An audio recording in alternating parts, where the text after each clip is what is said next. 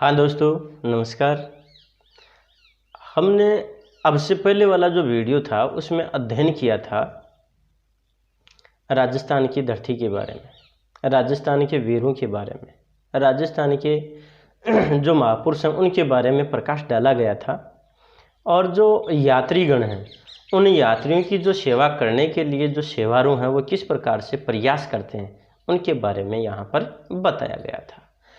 और उसी श्रृंखला में, उसी क्रम में हम हमारे यहाँ राजस्थान की जो शख्सियत है देव नारायण जी, उनके बारे में बात करते हैं। तो सबसे पहले देव नारायण जी के बारे में यहाँ पर जो प्रकाश डाला गया है वो देखिएगा। देव नारायण जी बगड़ावत कुल के थे और बगड़ावत नागवंशीय गुर्जर थे, इसलिए सारा गुर्जर समाज देव नारायण जी को श्री विष्णु का अवतार मानता है। आपने राज्य क्रांति कर अपने समय के अत्याचारी शासन का अंत किया था। आपके जन्म समय के संबंध में काफ़ी मतभेद हैं, फिर भी लोक मान्यताओं, परमाणु और तत्कालीन राज्य वंशों से सामंजस्य बिठाने पर आपका जन्म युगाब्द 4142 अर्थात विक्रम संवत 1097 की माघ शुक्ल सप्तमी यानी भानु सप्तमी को हुआ माना जाता है। चौहान राज के बगड़ावतों को गोठा की जागीर दी थी। ये जागीर वर्तमान भीलवाड़ा जिले के आसींद से अजमेर जिले के मसूदा तक का खारी नदी के आसपास का क्षेत्र माना जाता है। प्यारे विद्यार्थियों, यहाँ पर जो बात कही गई है वो बात देव नारायण जी के बारे में बताई गई है। यहाँ पर पहली बात ये बताई कि इनके कुल के बारे में बताया, यानी बगड़ावत कुल के, और वो भी नागवंशीय गुर्जर थे। दूसरी बात, इनको विष्णु का अवतार माना गया है और इन्होंने क्या कि अपने राज्य में क्रांति करके और जो अत्याचारी जो शासक था उसका अंत किया था।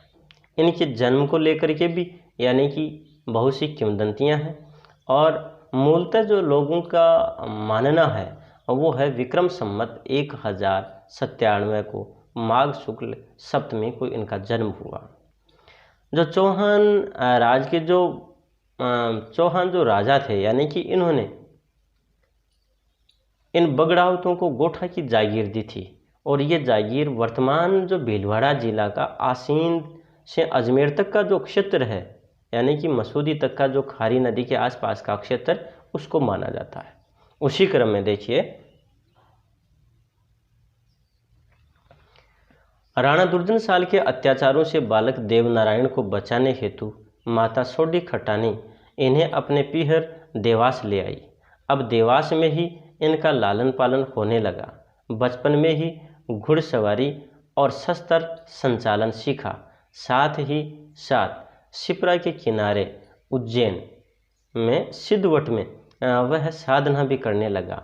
सिद्धवट के योग्य गुरुओं ने उन्हें आयुर्वेद के साथ साथ तंत्र विद्या भी सिखाई और देखते ही देखते देव नारायण एक कुशल योद्धा के साथ साथ आयुर्वेद और तंत्र शास्त्र के भी पंडित हो गए। अब उन्हें अन्याय और अत्याचार को समाप्त कर धर्म की स्थापना का अपना जीवन लक्ष्य समझ में आ गया था। प्यारे विद्यार्थियों, यहाँ पर यानी कि देव नारायण जी ने एक तो जो दुर्जनशाल अत्याचारी शासक था, यानी कि उसके अत्याचारों से मुक्त करवाने का कार्य किया। इस बात को हम ये भी कहेंगे यहाँ पर कि जो दुर्जनशाल के अत्याचार तो वहाँ पर बढ़ ही रहे थे, इसलिए इनकी माताजी ने सोडी खटानी, इन्होंने क्या है कि इन्हें बचाने का प्रयास किया और बचाने के लिए अपने पीहर देवास इन्हें लेकर के आ गई और देवास में ही यानी कि इनका पालन पोषण हुआ।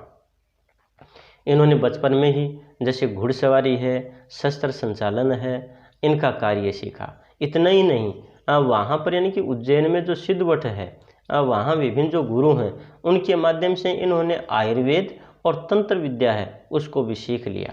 और जब तक ये जवान हुए तब तक तो यानी कि एक कुशल योद्धा के रूप में हुए।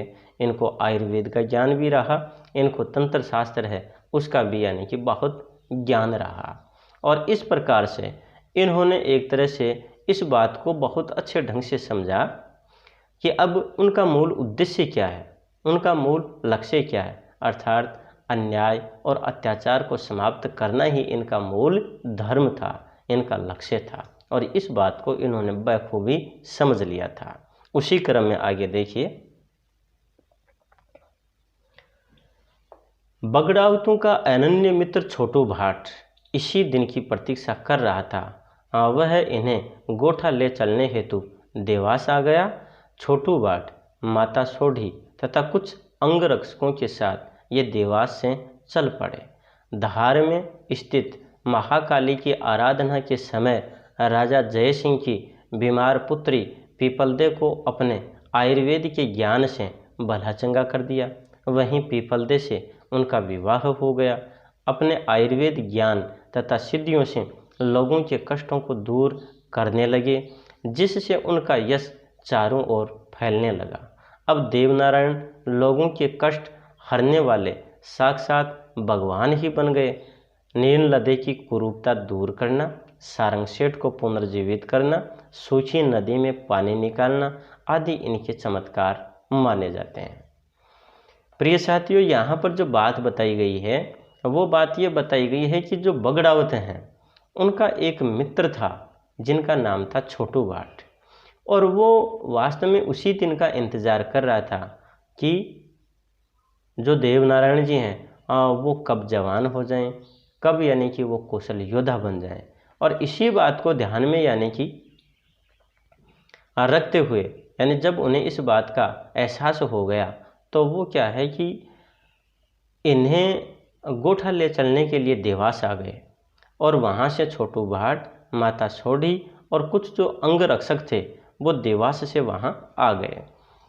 धार में स्थित जो महाकाली की आराधना के समय जो राजा जय सिंह थे उनकी बेटी थी जिनका नाम था पीपलदे, वो बीमार थी, और उस बीमार पुत्री को इन्होंने यानी कि देवनारायण ने आयुर्वेद के ज्ञान से इन्हें भला चंगा कर दिया था, और पीपलदे से ही उनका विवाह भी कर दिया। वहीं पर जो आयुर्वेद का ज्ञान और सिद्धियों से लोगों के कष्टों को ये दूर करने लग गए। इनका चारों ओर यश कीर्ति है, या यूँ कहें कि प्रसिद्धि उनकी है वो फैलने लगी। और देवनारायण जी है वो लोगों का कष्ट दूर करने के कारण एक तरह से उनके लिए भगवान का स्वरूप बन गए थे। वहीं पर नील नदी की कुरूपता को इन्होंने दूर किया, सारंग सेठ है उसको जीवित किया, सूखी नदी में इन्होंने पानी निकाला। ये मूल रूप से इनके चमत्कार हैं। ध्यान रखिएगा, इनके चमत्कारों को आधार बना करके और प्रश्न भी हमें पूछा जा सकता है, इसलिए हमें इस बात का ध्यान रखना है। उसी क्रम में आगे देखिए,